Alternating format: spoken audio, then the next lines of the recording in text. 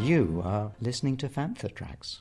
Because of the following special program, Wonder Woman and the Incredible Hulk will not be presented this evening.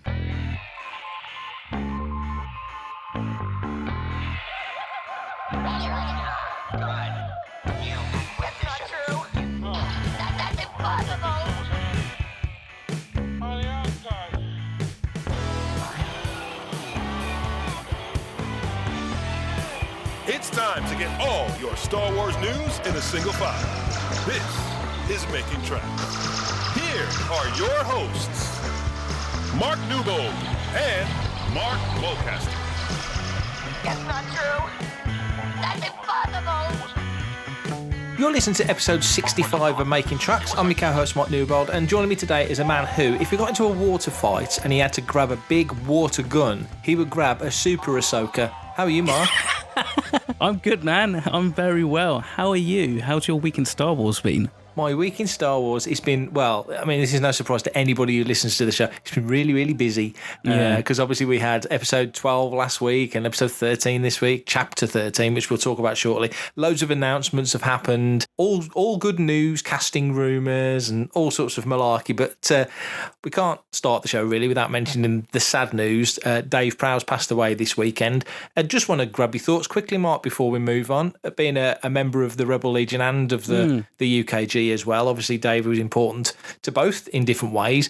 Any thoughts or memories of the big guy? I met him, a few times over the last 10 years or so, and he's always been really nice and chirpy and chatty at times at conventions and stuff. And we spoke a lot about bodybuilding and stuff like that, more than Star Wars, believe it or not. Karen, my girlfriend, she was one of the members of the UKG who inducted Dave into the 501st as an honorary member. And actually, I believe 1 year, and this is before me and her were dating, but 1 year at Leicester, the National Space Centre, Dave Prowse actually babysat her two sons for the evening whilst she and everybody else went out for a bit of an ease up. So that was kind of cool. So she does often remind the boys that they have been babysat by Darth Vader in the past, and so should be on the best behaviour. Very true. Yeah, I interviewed him. It was my second big interview on Lightsaber back in the day, back in 2000. So always grateful. And similar to you, we didn't talk about bodybuilding, although it would have been a great topic because obviously he trained Christopher Reeve to be Superman and did all sorts of cool stuff as the Green Cross Code Man, as we know. But I spoke to him about his appearances on Tiswas, which was the big Saturday morning kids show back in the 70s here, mostly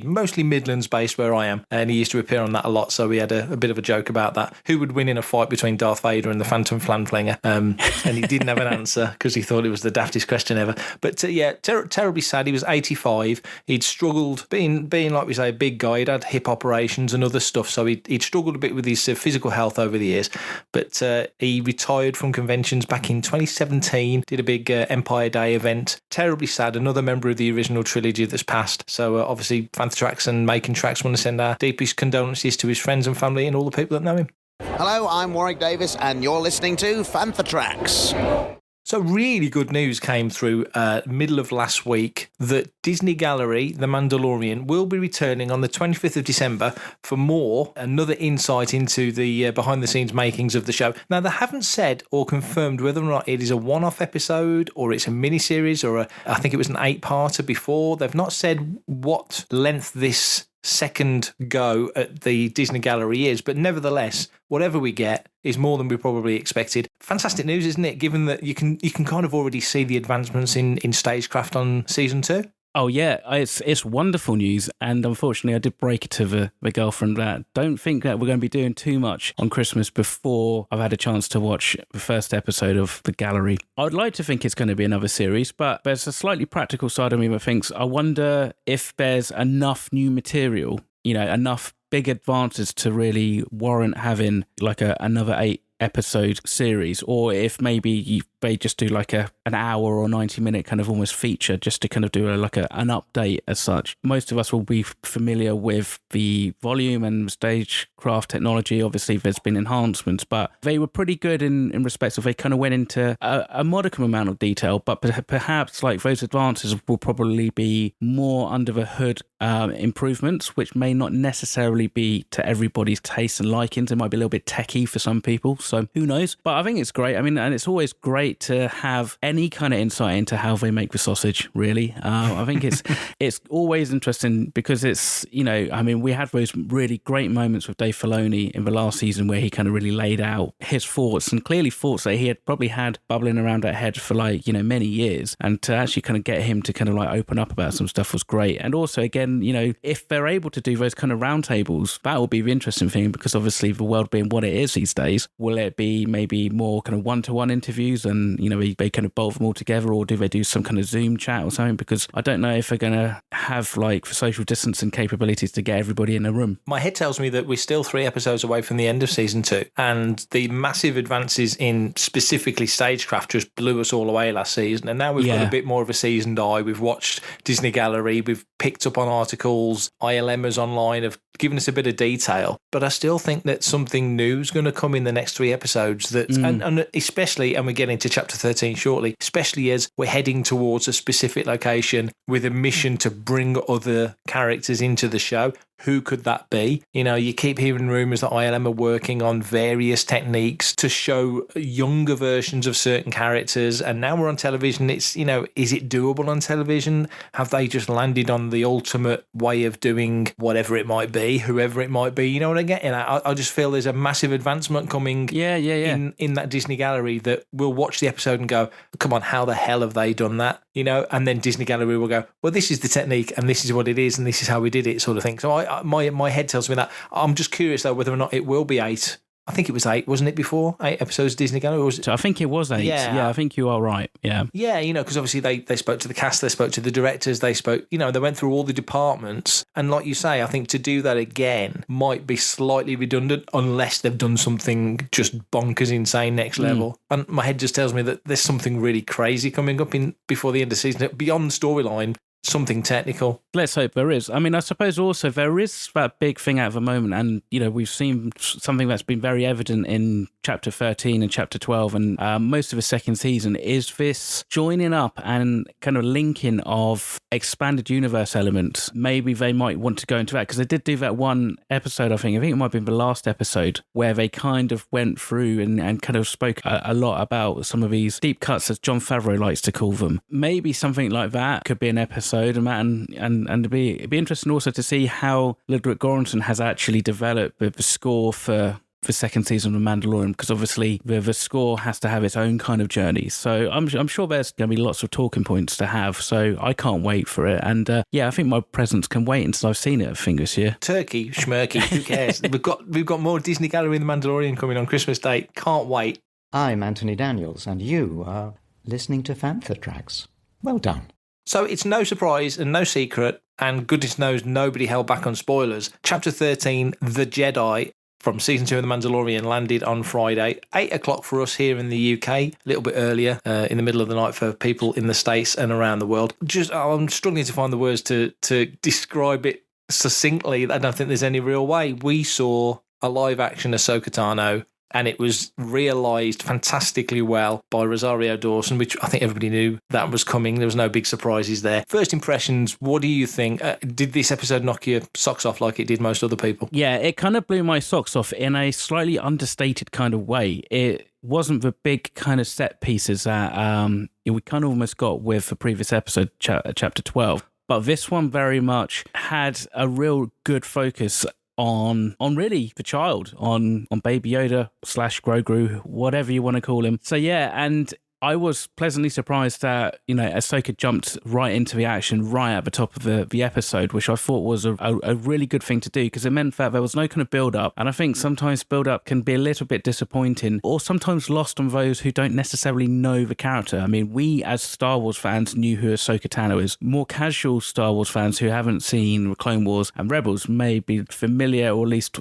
au fait with the name, but not necessarily may have seen her. So therefore, to kind of build up a whole episode just to get her reveal may not have landed quite so well. So I was pleasantly surprised that she was right in from the beginning. She got down and dirty with those henchmen and just kind of kicked butt for the whole episode. So I thought it was a really strong episode. Yeah, you make a good point there about knowing the character, because I'm going to give my brother-in-law Chris a shout out because he listens to the show. Last week we weirdly had a conversation when we both thought exactly the same thing about the Mandalorian, how he's a one-man A-team, which just made us both laugh. But the point being is that he's not familiar with Ahsoka. Right, and neither's Ruth, my wife. And she's heard of Ahsoka. She knows what Ahsoka looks like, but knows nothing else really. She's not watched the animated shows. But it is a name that, like you just said, has floated around Star Wars fandom for well over a decade. So to bring in a character like Ahsoka, clearly for people like you and me and others, it's a monster moment. It's a huge moment. But I think the way the show worked so well was that I could almost step back from knowing who Ahsoka was and having the anticipation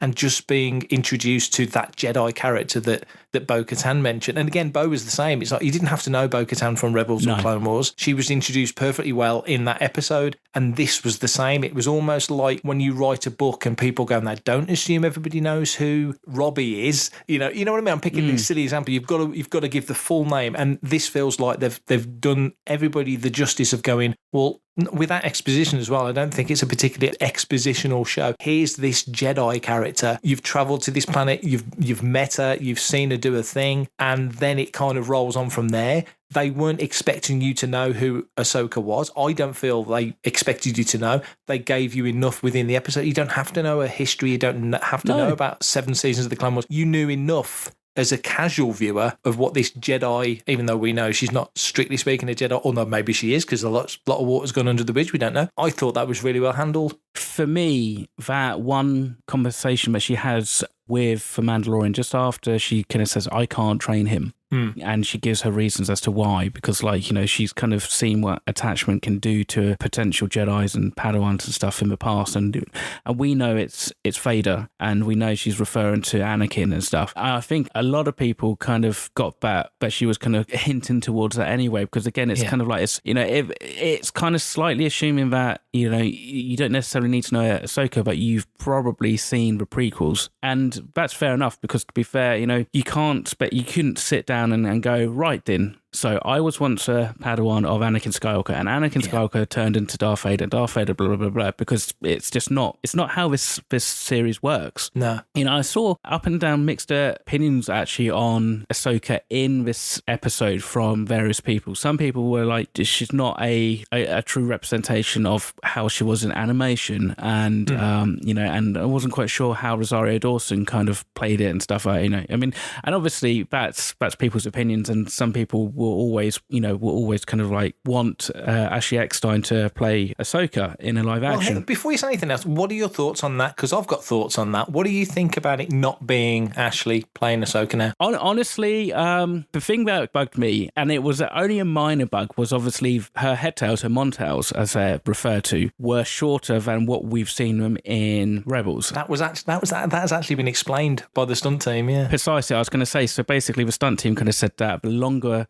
montails weren't practical for live action, which makes sense. So they've kind of gone with that. But obviously at the time, I was like, that's a bit odd. It felt like they had gone for the Clone Wars kind of like aesthetic look of Ahsoka. But I thought her presence, as in Rosario's presence as Ahsoka, felt pretty natural in all these things, be it Clone Wars, or be it Rebels, or be it Mandalorian. We're taking a character, and that character has to fit into the aesthetic of the show. So the kind of aesthetic of the show is a fairly kind of like minimalistic, light dialogue scripting, whereby they don't tend to have these big, long conversations. It's not quite as light and bubbly as she was in the Clone Wars, or even necessarily I thought in Rebels. She kind of had a gravitas about her and a seriousness which kind of fitted the actual show. I kind of brought it. I just accepted it, really. I don't really have any kind of complaints at all. And like I said in the review that we put up on Fanfatracks, I thought her Shoto lightsabers looked amazing in HDR because they were so bright, and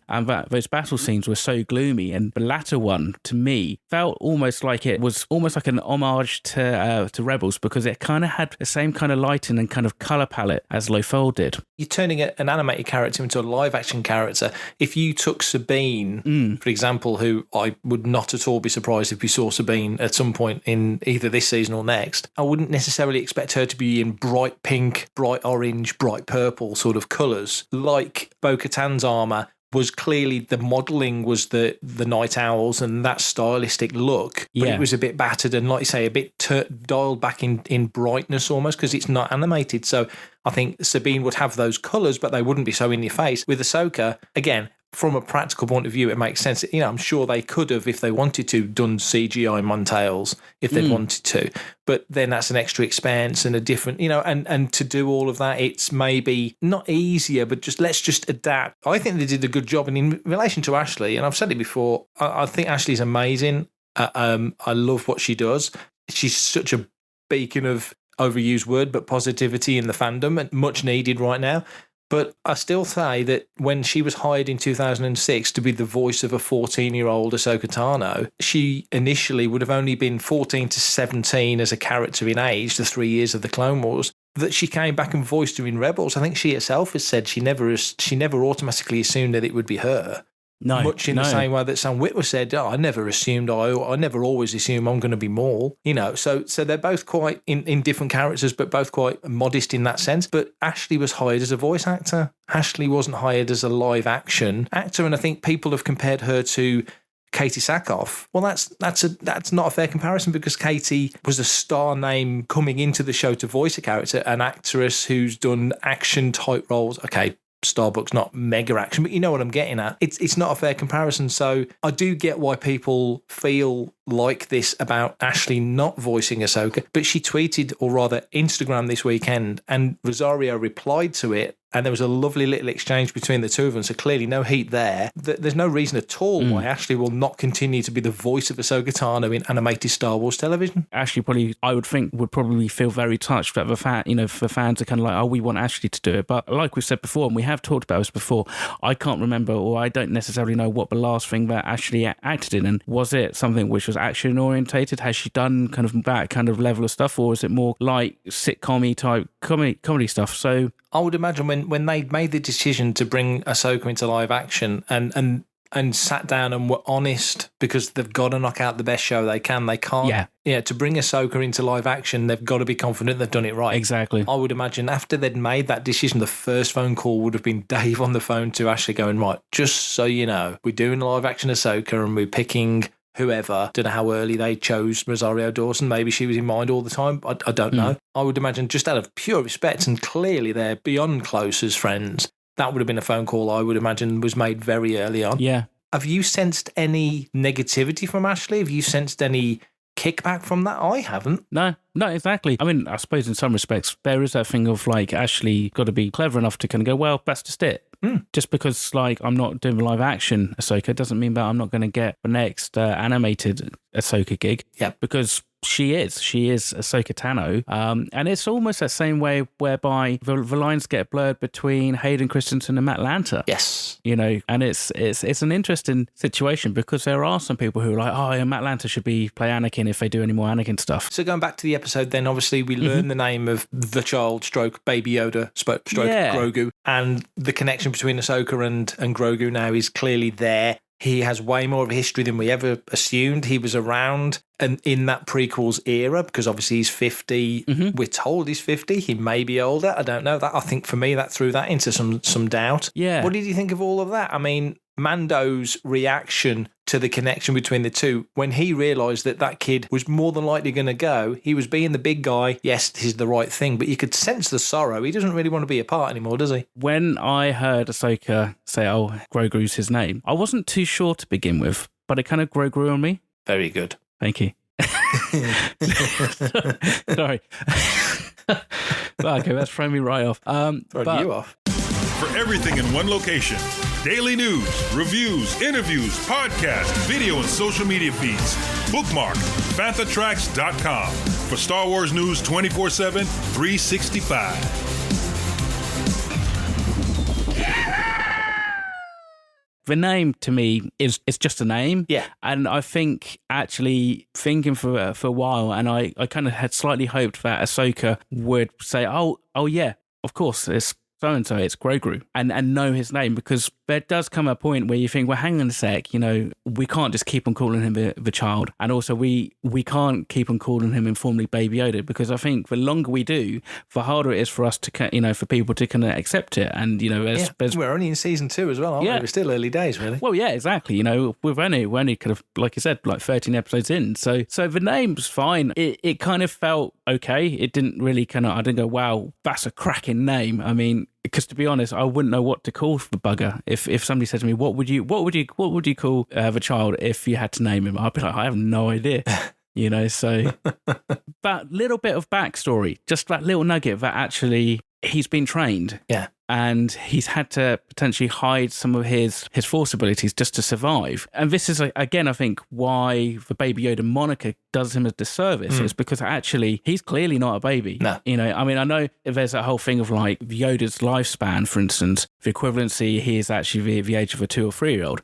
But let's kind of like, well, is it? I mean, I think we'll forget. Yoda said it himself, you know, judge me by your size, you don't, because, and that is the key thing. So there's definitely got to be more going on behind those big dark eyes, and I think he's either letting on, or that he maybe is actually aware of, as such. It feels like there's regressed memories there, isn't there? Or repressed memories, rather. Repressed memories. You know, that he, like you say, to protect himself, he's hidden his powers, but also to play into this helpless child role has kept him safe, hasn't it? Yeah, exactly, because that's just it, you know, and we saw it with Din right in chapter 1, you know, it's very hard to blow a baby away, you know, or give him over to the Empire. I think it was really touching. I was genuinely hoping, and I kind of thought that, is Ahsoka going to actually take him away? And I was generally hoping that she wouldn't. What kind of makes the Mandalorian work and humanizes the Mandalorian is Grogu,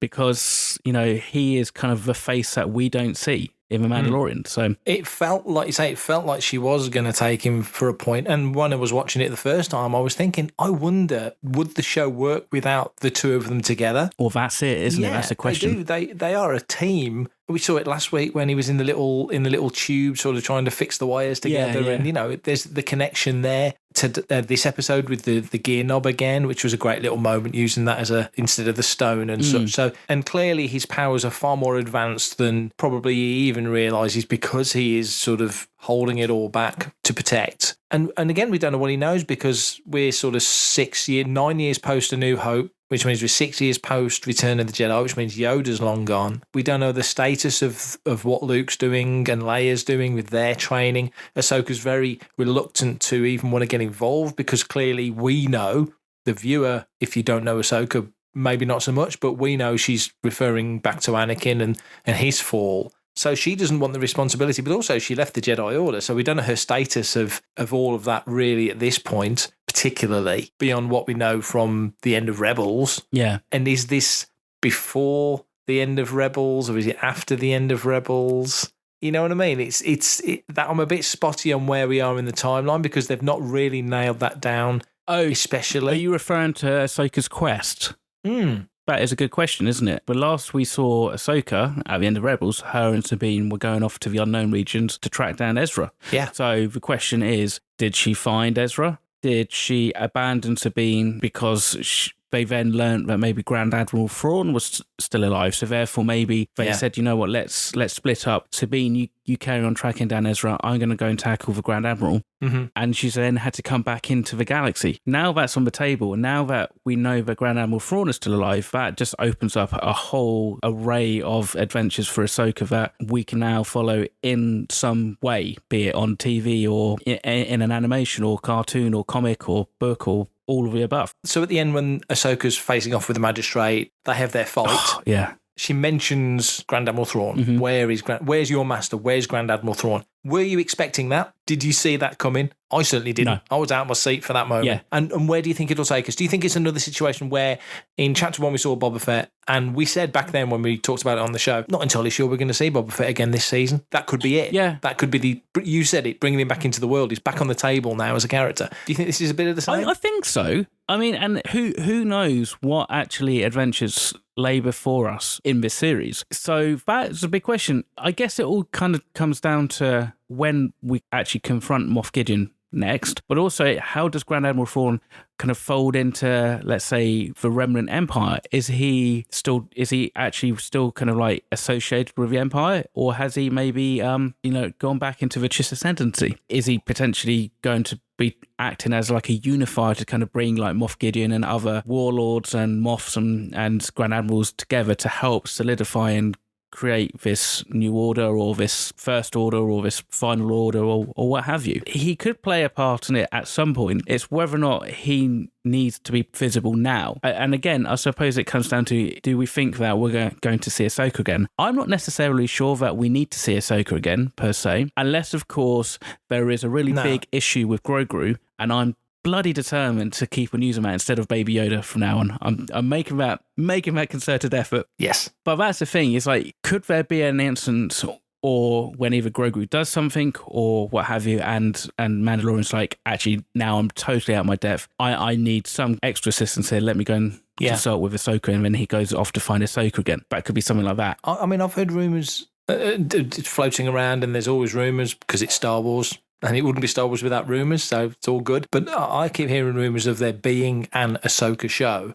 And so this is the way of bringing Ahsoka in. We've heard numerous rumours of there being a Boba Fett show, or a mini-series at least, in a similar in nature, I would imagine, to the Obi-Wan project that we should be getting within the next couple of years. So it does fit, and it all goes back to what Bob Iger said about sort of having a Mando universe, that these characters would begin within this show. Mando would continue on his sort of littlest hobo journey with Grogu, and, you know, these characters would then spin off into their own thing. The Mandalorian is exactly what they wanted. They wanted from a sequel trilogy. They wanted this way of kind of having a story that we're kind of slightly familiar with, which actually opens up the whole world. Like, let's call it the Disneyverse of Star Wars, shall we say?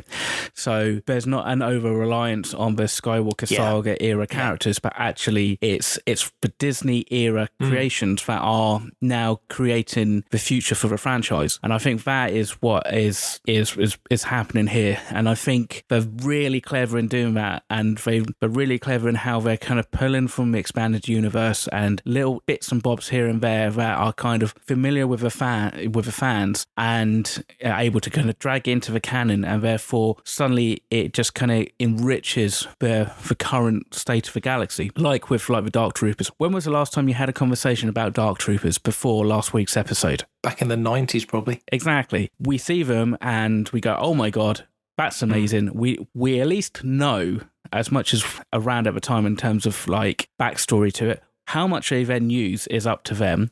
But then if we take, for instance, Grand Admiral Thrawn, you know, they were able to kind of incorporate his backstory in a very organic way into this new canon. So they can do whatever they want to do. And they seem to be doing it really well at this moment in time. Yeah, it goes back to something Matt Martin said a while ago when people were still sore about the old EU being parked to one side. And he said then, don't fret too much, because a heck of a lot of these characters will reappear. We can now, in the best sense, we can now cherry pick from there. We can bring them into the new storylines in like you just used the word organic, in as organic a way as possible, and bring them in. I still wonder when Mando's going to turn up at Galaxy's Edge. That feels like that's got to happen just for the brand synergy. Yeah, exactly. You know? That feels like you kind of expect that. As a question for you, Mr. Stellar Cartographer, because I know you like maps and galaxy maps and all this nonsense. Near the end of the episode, we get that moment where Ahsoka sends Din on his next part of his quest, and that is to find Typhon, I should say, which is the historic home of the Jedi. I remember it from playing Star Wars The Old Republic, and that's actually where you started off if you chose a Jedi as your character. From what I understand, and from what I remember, that is in the Deep Core. Am I right? Is that where they're headed, into the Deep Core? Yeah, I think so. Yeah, it is. It is in the Deep Core. It's just sort of slightly southeast of Coruscant. So if you're travelling through the galaxy, you'd head into Coruscant, you would head south. So this is a bit further southwest, but Tython, basically, if you're looking at the galaxy map, bearing in mind that the galaxy map is sort of 2/3 to the right of what you would consider the centre, because the unknown regions are still being mapped out. It is. It's smack in the middle. So I've been saying for ages I would love to have an episode where Mando goes to Coruscant. I want to see Mando on Coruscant. Well, if he's coming from where I think he's coming from, which is sort of, if you're looking at the galaxy map, sort of bottom right, really to get to Tython on any sort of logical route,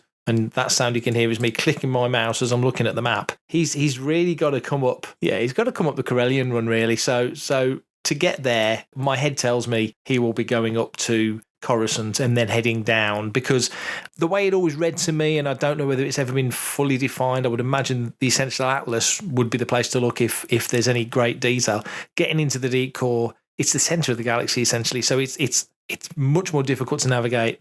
Coruscant, you look on a Coruscant night and look up, the sky is just completely packed full of stars. So I would say it's a similar scenario. So to get to Tython, in my head, it would be a bit like trying to get to Acto or to get to Camino. It kind of feels like it's not off the map. It's right there. It is as near to the centre of the galaxy as you're reasonably going to get, but it wouldn't be easy. That will be fascinating if that's where we are going. Yeah. This is Steve Bloom, voice of Zebralios, and you're listening to Fantha Tracks. Caravast.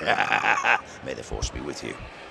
Do you think that this is something that we're going to have now for at least for the rest of the season? Do you think that this is possibly one of those now bigger quest points whereby it's just going to take a long time to get there? It should do. I mean, it really should do. I mean, I think one thing that I don't like about modern Star Wars is how they've shrunk the galaxy, and that they give the impression you could jump from Ilum to Tatooine in minutes. No. Hyperspace is difficult to traverse. Bounce too close to a star, through supernova, and all that malarkey that Solo says in A New Hope. Yeah, as the crow flies, it's probably quite easy to get from A to B. But in reality, there's spatial anomalies, there's black holes, there's gravity wells, all sorts of stuff that could pull you off course and throw you where you don't want to be, or into a star. I would imagine, yes, it feels like this is the big quest for the last few episodes, but he's got to get there. The crest is the crest is fixed. She looks pretty much back up to spec. Whether or not she is, I don't know. We'll find out, I guess. But yeah, I would say that could be a real interesting journey, because I do think, to get there, he has got to come pretty much straight through, through the mid-rim, through the expansion, through the inner rim, through the colonies. He's got a lot of places to go, and a lot of people are hunting for him. So he's going into some dangerous territory there. And also, they mentioned also in the last episode, chapter 12, that Coruscant is not now the centre of government. It's Chandrila, and that... I'm trying to remember where Chandrila is. If it's not on the map, it doesn't exist. Oh. Yeah, good point. So I feel like he will go to Coruscant at some point. I really hope he does. And as chapter 12 mentioned, the school teacher droid mentioned, Chandrila is now the home base of the New Republic as it is, which is just along the Pelemian trade route from Coruscant. So it's in the core worlds. It's not far away at all. I think Stagecraft is going to take some stretching now. It's going to really have to do some work, because he's usually in townships. He's usually in villages and places like that. I think if you're heading into the interior, as Qui-Gon would say, and you're heading to places like Coruscant and places like Chandrila, Tython, that will probably, to my mind, will feel a bit more like... I mean, you did see Tython in, I think it was issue 40 of Dr. Aphra. You saw it briefly, and it's very much sort of basically Himalayan temple sort of vibe. It is, yeah. I mean, from playing the Old Republic, it's just a real nice kind of lush green kind of and mountainous kind of region anyway. So it's actually beautiful, but... I kind of get your point, because actually, I started to notice a couple of things actually with the stagecraft, and I'm pretty sure this week when I was watching this episode, I could pick out where the stagecraft volume was, because on the very peripheral edge of the screen, you started to kind of get a bit of kind of like chromatic aberration where the picture was kind of starting to kind of like bend round a little bit. It didn't have that with like some very clearly kind of like foreground live action elements. It just seemed to be in the background a little bit. I mean, if you look at the towns that we've actually seen in this season so far, they're kind of pretty similar. I'm thinking of like the mining town in Tatooine was kind of like one of those long kind of like... one horse town. Yeah, pretty much. And this was pretty much the same kind of thing, other than you had that kind of, I guess you'd say that'd be like government building in the centre where Ahsoka and the magistrate have their wicked battle and stuff. But it kind of felt very similar. But I kind of think actually for this week's episode, that storyline, the whole kind of the magistrate and the freeing of the repressed township and the villages and stuff, was just kind of a backdrop, just to kind of like have a reason for Ahsoka to be there. And I don't really think it was at all consequential. It was kind of like the least important part of the episode as far as I was concerned. So it was more of a chance just to get get Ahsoka to meet with the Mandalorian, and so they can have these moments with Grogu. Hi, this is Vanessa Marshall, and you're listening to Fantha Tracks. So its casting is moving forward on the Obi-Wan Kenobi miniseries. It starts shooting in March 2021 under Deborah Chow, who we know from The Mandalorian, and rumours have it landing in 2022 on Disney+. But 3 supporting roles and a lead actress role have, rumour has it, been bobbling around. So head to Fantha Tracks for the link, and it's in the show notes as well. So the co-lead is Riley, aka Eve. They always have placeholder names for these things. A female, 22 to 25, a female BIPOC whose character details have been kept under wraps.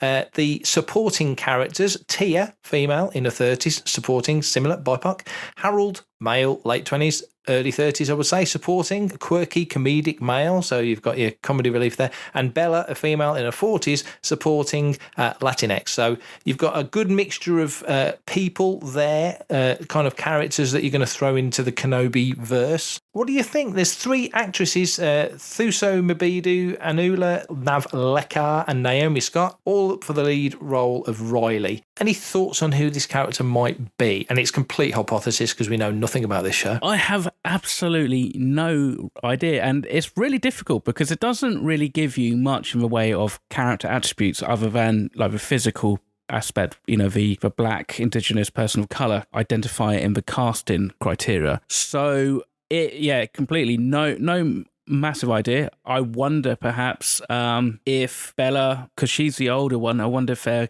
could be more of a matriarch type character there or something perhaps, and we've got like younger siblings in Riley and Harold and Tia perhaps. I'm guessing then that Riley's going to be the main character who's going to kind of come into contact with Obi-Wan first and possibly be the one who discovers he's a Jedi. But who knows? I mean, it's nice that we've got this description, but it's very difficult, isn't it? Because like it's not even like the actual character names have been nailed down at this point. That's true, yeah. I mean, as I put in the article on the site, it's too early to really say. We've got no idea. We don't know really, other than roughly being sort of midpoint between A New Hope and Revenge of the Sith. We don't really know much else about the scenario, other than we assume it will be set on Tatooine for the most part. But also, if there is any meat on the bone to the rumours that Hayden Christensen will be in the show, so you will be seeing Clone Wars era flashbacks, any of these characters could have been with Obi-Wan and Anakin in that time frame. It's not necessarily now, inverted commas, that these characters are existing. It could be in the past. So who knows? I mean, again, when Yoda dies in Return of the Jedi and basically says to Luke, the last of the Jedi you will be, and we kind of know how that wasn't really the case. Lucasfilm have been very clever in sort of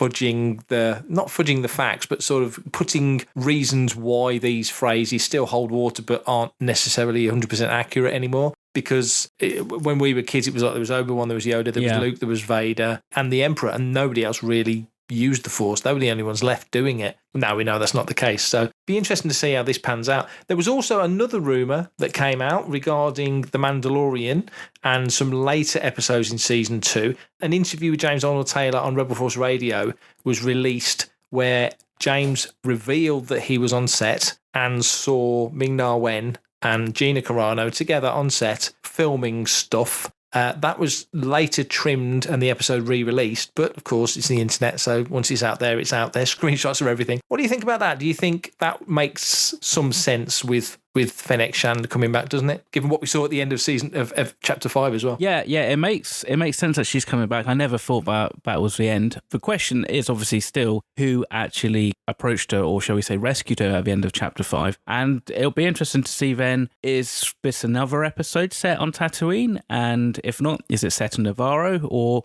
has Cara Dune now moved off of Navarro? And is this where she starts to maybe make her decision to join the New Republic and help out the wider community? What about you? I mean, no real surprises that she's coming back, do you think? No, I mean, it was left, why would you show her body and somebody standing next to her if that was it, she was dead and she wasn't coming back, and you were never going to reveal who that person's feet were? It was such an obvious tease when people were freaking out that how can you bring an actress like Ming-Na Wen in and then kill her off? It's like, of course they've not killed her off. Why would they show that? It was so obvious that she was going to come back. So, but how she's coming back, and again, it's on the site. It's all rumours. So yeah, if you want to avoid rumours, don't listen to this. Yeah, going back to Tatooine is not a problem for me because I love being on that place, but I do want to see more of the galaxy. And like we've just said about Tython, it feels like he's on course for a large or a big journey getting there. But this would be an interesting way if this is right near the end of the season, which it kind of feels like it will be. Well, it's got to be. We're only 3 episodes to go. It'd be great to see her back because her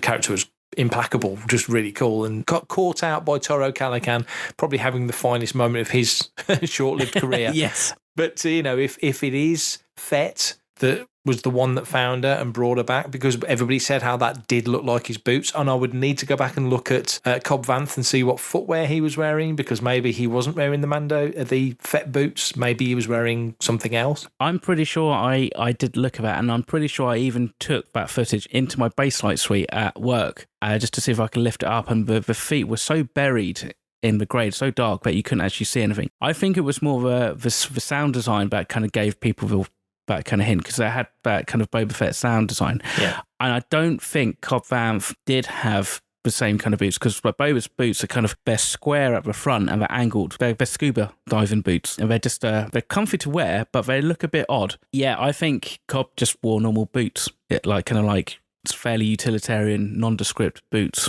really. That's my take anyway. I like your take on footwear in the Star Wars galaxy. It's very good. Always welcome. But yeah, it'll be interesting to see how this plays out. Like I say, we're only 3 episodes from the end. By the time we all reconvene for episode 66 of Making Tracks, we'll only have 2 episodes to go. So we're really at the sharp end now. And Christmas is coming. Good grief. What's going on? Oh, tell me about it. Okay, so episode 65 done and dusted, and we're going to close it as quick as a blast door. But if you've got a question, or if you have any comments or thoughts or opinions about anything we talked about, or just anything to do with Star Wars in general, you can get in touch with us, and Mark is going to tell you how you can do it. I am. If you want to be part of the action and stay updated on all the latest Star Wars news, visit fanthatracks.com or check out the free Fanthatracks app through the App Store to follow us on your mobile device. No excuse. It takes as long as it takes to download, and then it's yours forever, and it costs you nothing. You can reach out to us and send in your listeners' questions by emailing radio@fanthatracks.com. Please, we've got a couple of questions in the bag. We would have done one this week, but of course, circumstances have overtaken us somewhat, so we will get to that next week. Comment, like, and share on any of our social media feeds at Fanthatracks, and be sure to subscribe, leave a review, please. Some 5-star ones would be lovely with Christmas coming, on Amazon Music, Apple Podcasts, Google Podcasts, Spotify, or your podcatcher or smart speaker of choice. And as always, thanks to James Semple for composing the Fanthatracks intro, and you heard James on this week's episode of Fantha Down Under, so go and listen to that. Adam and Brian for our Making Tracks opening music, and Mark Daniel and Vanessa Marshall for our voiceovers. And be sure to watch Good Morning Tatooine, our weekly news show, live on Fanthatracks Facebook every Sunday evening at 9 o'clock UK time, and later on Fanthatracks TV on YouTube. There you go. I did it all in one breath, and I'm going to go and lie down now. Well done. Excellent. Everybody else, you stay frosty, and we'll see you at the next episode. Coming up next on Fanthatracks Radio, it's Cannon Fodder. Stay frosty. I love that phrase. Love it.